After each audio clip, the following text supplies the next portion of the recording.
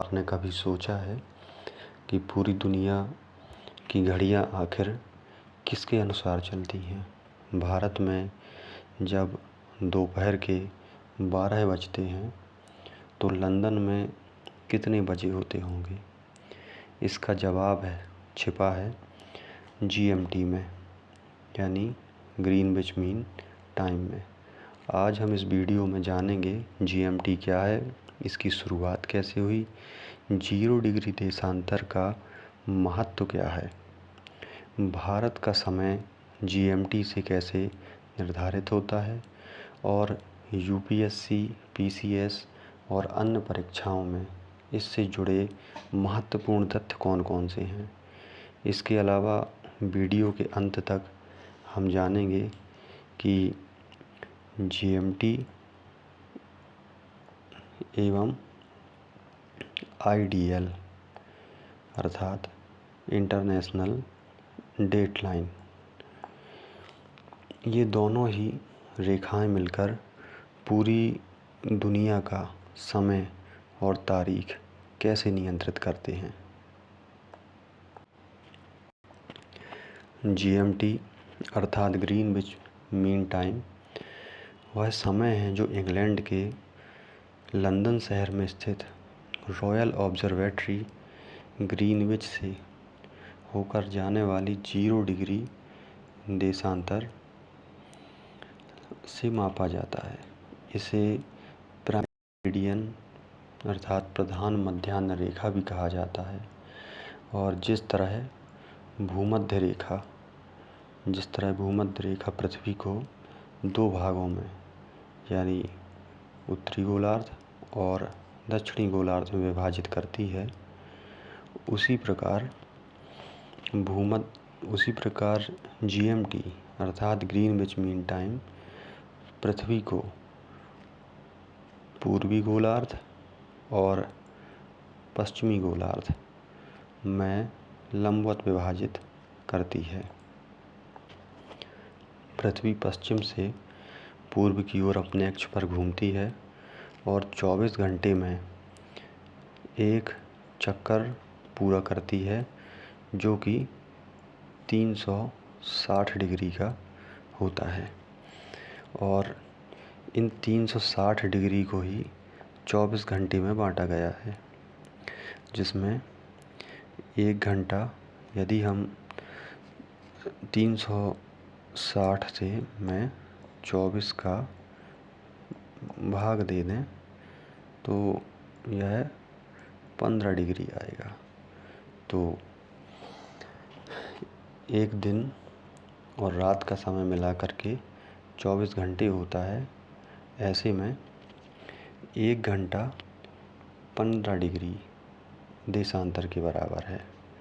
और अगर इसको भी हम देखते हैं कि एक देशांतर कितना होगा, चूँकि 1 घंटे में 60 मिनट होते हैं, ऐसे में 15 डिग्री देशांतर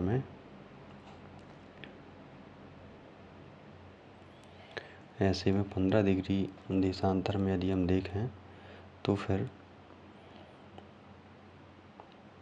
एक देशांतर में 4 मिनट का समय हो जाएगा।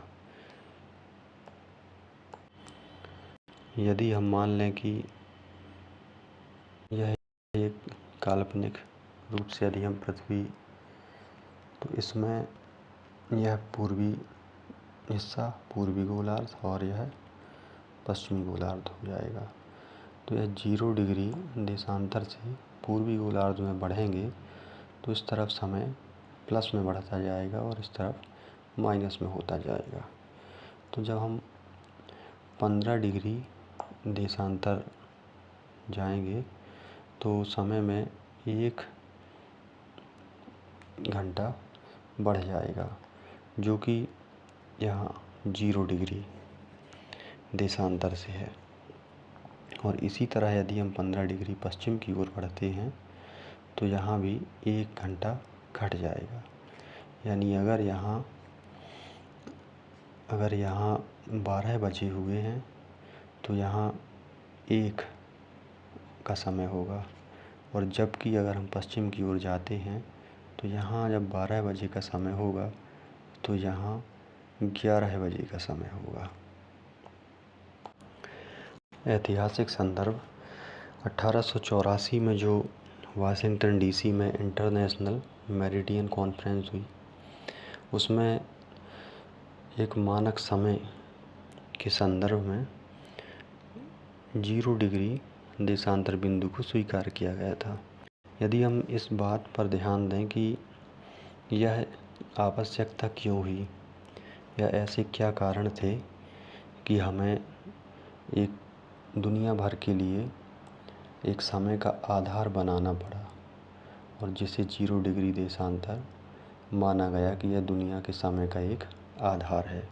तो इसका यदि हम इतिहास देखें तो सबसे पहले है कि रॉयल ऑब्जर्वेटरी की स्थापना,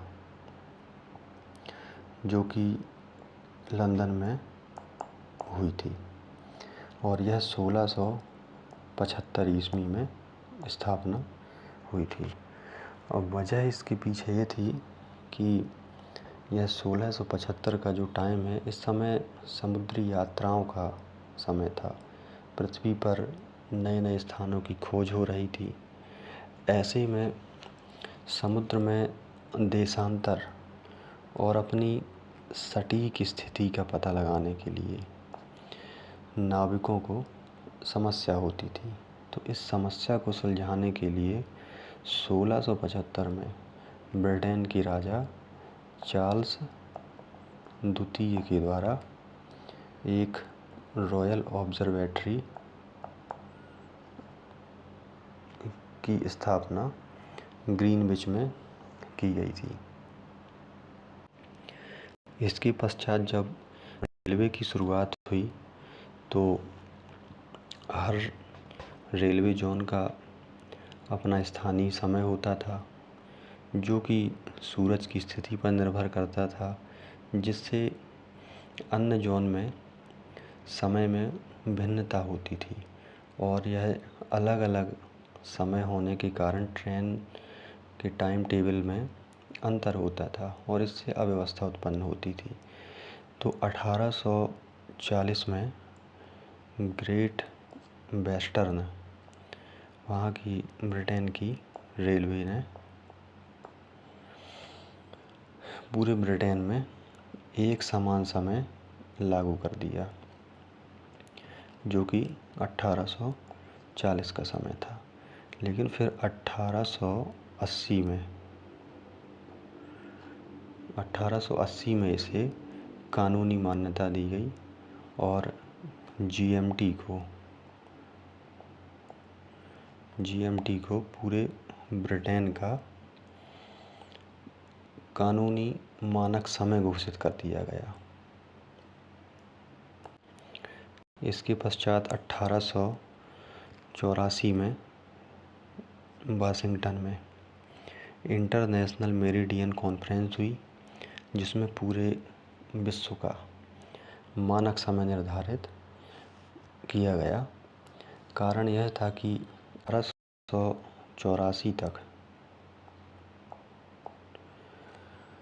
अंतर्राष्ट्रीय व्यापार और संचार उस समय टेलीग्राफ संचार का माध्यम बन चुका था। इस वजह से दुनिया भर में एक मानक समय की आवश्यकता महसूस हुई।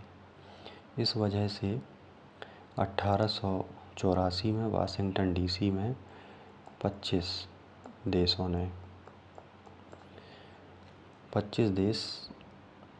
देशों के प्रतिनिधि अंतर्राष्ट्रीय मेरिडियन सम्मेलन में शामिल हुए और 0 डिग्री देशांतर प्राइम मेरिडियन के रूप में 0 डिग्री देशांतर को एक मानक समय के रूप में पूरी दुनिया के लिए चुना गया और पूरी दुनिया को 24 टाइम जोन में विभाजित किया गया।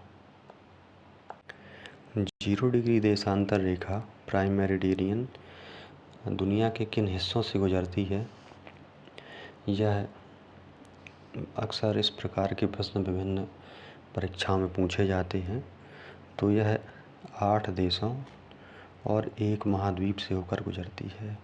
इनमें 3 यूरोप, यूनाइटेड किंगडम, फ्रांस और स्पेन है, जबकि अफ्रीका के 5 देश हैं और अंटार्कटिका एकमात्र महाद्वीप है जिससे प्राइम मेरिडियन रेखा गुजरती है। और ये कुछ जल निकाय हैं, वाटर बॉडीज़ हैं जिनसे होकर के प्राइम मेरिडियन रेखा जाती है। एक और महत्वपूर्ण जानकारी, वर्तमान में वैज्ञानिक और तकनीकी कार्यों के लिए आजकल UTC का प्रयोग किया जाता है। UTC कोऑर्डिनेटेड यूनिवर्सल टाइम इसका फुल फॉर्म है और UTC परमाणु घड़ियों पर, एटॉमिक क्लॉक्स पर आधारित होती है। व्यवहारिक उद्देश्यों और आम बोलचाल में हम GMT और UTC को एक ही मान लेते हैं, लेकिन ऐसा नहीं है। दोनों का समय समान ही होता है, लेकिन UTC में अधिक सटीकता होने के कारण वर्तमान में UTC के अनुसार ही टाइम जोन और समय का निर्धारण किया जाता है।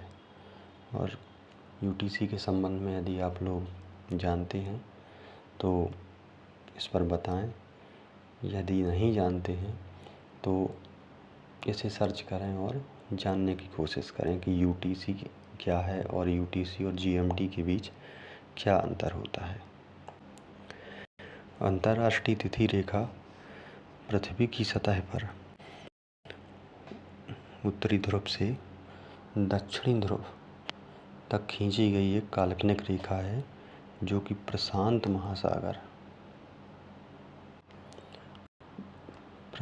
महासागर के बीचों बीच से गुजरती है। यह पृथ्वी पर एक दिन और अगले दिन के बीच की सीमा तय करती है। देशांतर में यह 180 डिग्री का अनुसरण करती है। तो ऐसा भी समझ सकते हैं कि 0 डिग्री GMT के विपरीत यह 180 डिग्री पर अंतर्राष्ट्रीय तिथि रेखा होती है। इसका भी निर्धारण 1884 में वाशिंगटन DC में इंटरनेशनल मेरिडियन कॉन्फ्रेंस में इसे वैश्विक मान्यता दी गई थी। अंतर्राष्ट्रीय तिथि रेखा के इतिहास की बात करें हम तो इसके विवाद की शुरुआत मैगलन की यात्रा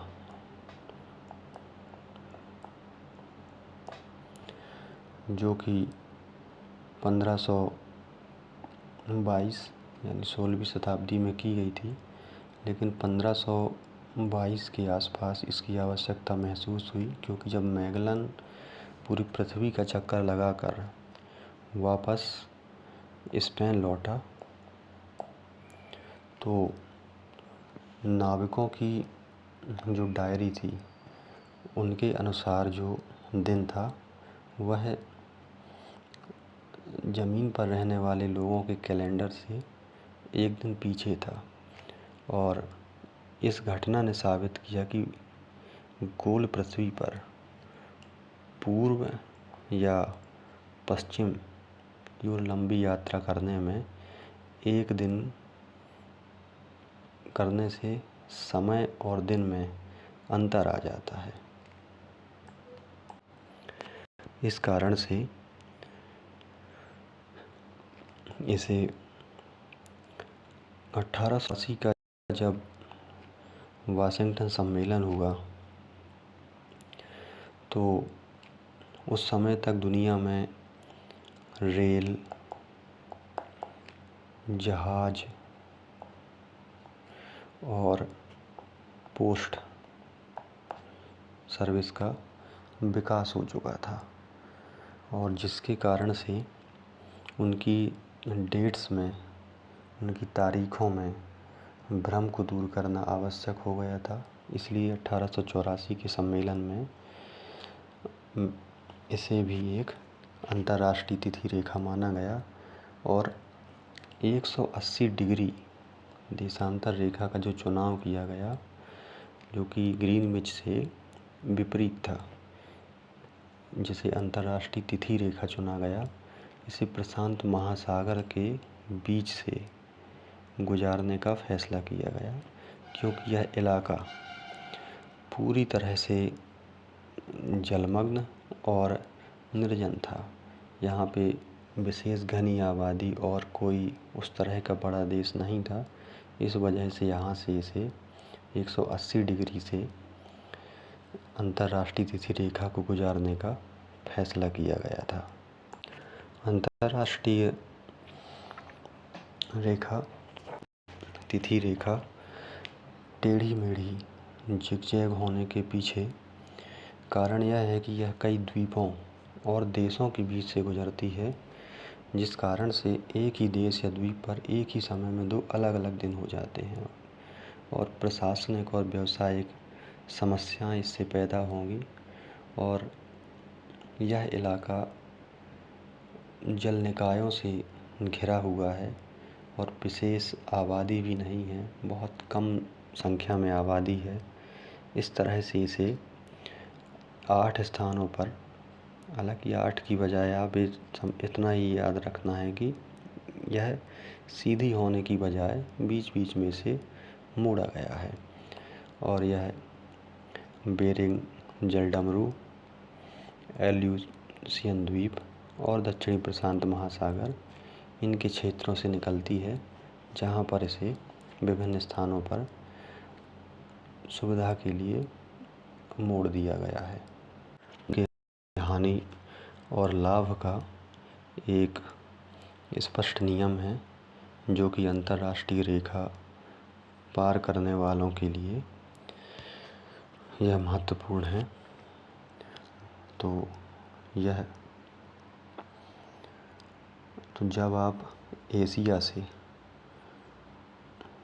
उत्तरी अमेरिका की ओर यात्रा करते हैं तो आप एक दिन पीछे चले जाते हैं।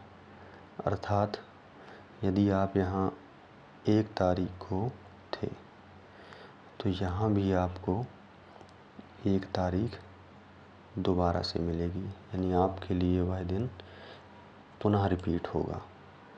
और इसी तरह से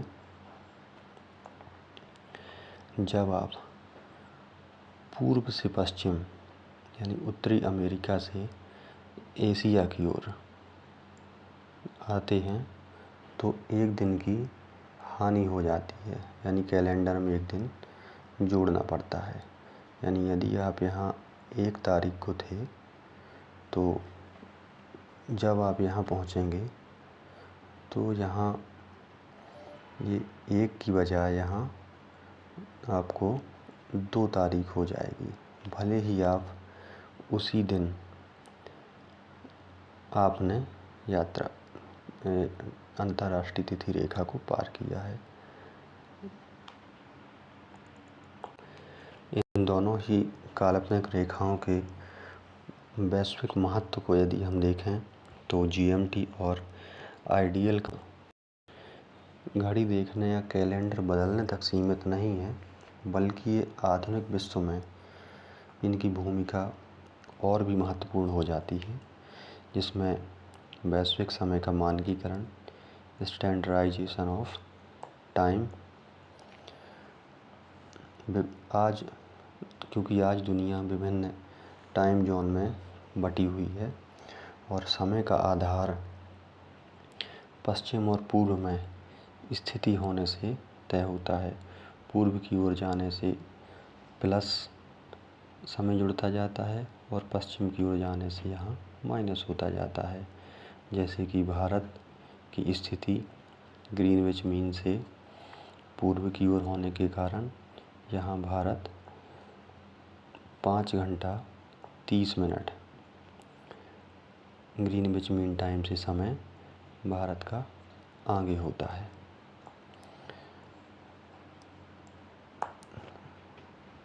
इसी प्रकार यदि सुरक्षित नेविगेशन की बात की जाए, परिवहन और नेविगेशन, तो इनमें समुद्री जहाज़ों के बाद हवाई जहाज़ों के लिए सटीक नेविगेशन सुरक्षित करने में भी इनकी भूमिका है।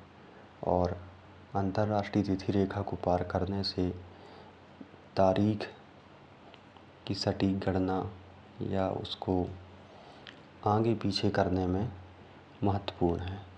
अंतर्राष्ट्रीय व्यापार और अर्थव्यवस्था की बात करें तो आज शेयर बाज़ार और फ्लाइट्स का पूरी दुनिया में जाना, वैश्विक व्यापार समझौते होना या विभिन्न प्रकार के ट्रेड सरकारों के बीच, कंपनियों के बीच होना, तो इनमें समय और तारीख दोनों का ही विशेष महत्व है। इसके बाद यदि संचार की बात की जाए, ग्लोबल कम्युनिकेशन की बात की जाए, तो आज इंटरनेट और सैटेलाइट टेलीकम्युनिकेशन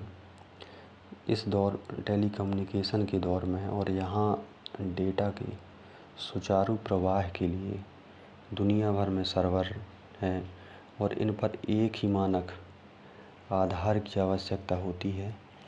इस वजह से सटीकता बनी रहे और हमें सटीक रूप से समय और तारीख का ज्ञान हो ताकि संचार और तकनीक में सुगमता हो। इसके लिए दोनों ही महत्वपूर्ण रेखाएं हैं। और प्रशासनिक सुविधा के लिए यदि हम देखें तो सरकारी कार्यों में एकरूपता, कार्यालयों और संस्थानों में समन्वय बना रहे, अंतर्राष्ट्रीय संचार जैसे दूतावास, सरकारी एजेंसियां और संगठन हैं, उनके बीच विभिन्न कार्यों में समय और तारीख में भिन्नता न आए, परिवहन का प्रबंधन सुचारू रूप से चले और आपदा प्रबंधन में भी विशेष भूमिका है जीएमटी और आईडीएल की। तो इस प्रकार से हम देखें कि ग्रीनविच मीन टाइम और अंतर्राष्ट्रीय समय रेखा केवल समय और दिन को जानने के लिए महत्वपूर्ण नहीं है, बल्कि आज के वैश्विक युग में ये एक पूरे विश्व के लिए एक आधार का काम करते हैं। तो इसके बाद आप कुछ प्रश्न देखें जो पूछे जाते हैं। इनमें है, निम्न में से कौन सी जल संधि अंतर्राष्ट्रीय तिथि रेखा के सर्वाधिक निकट है? और दूसरा है कि अरुणाचल प्रदेश में सूर्योदय यदि 5 बजे होता है तो गुजरात में सूर्योदय का समय लगभग क्या होगा? आप इन प्रश्नों को हल करने का प्रयास करें। किसी नए टॉपिक पर दोबारा मिलते हैं और इसी तरह से और नई चीज़ों को समझने और जानने का प्रयास करते हैं। जय हिंद।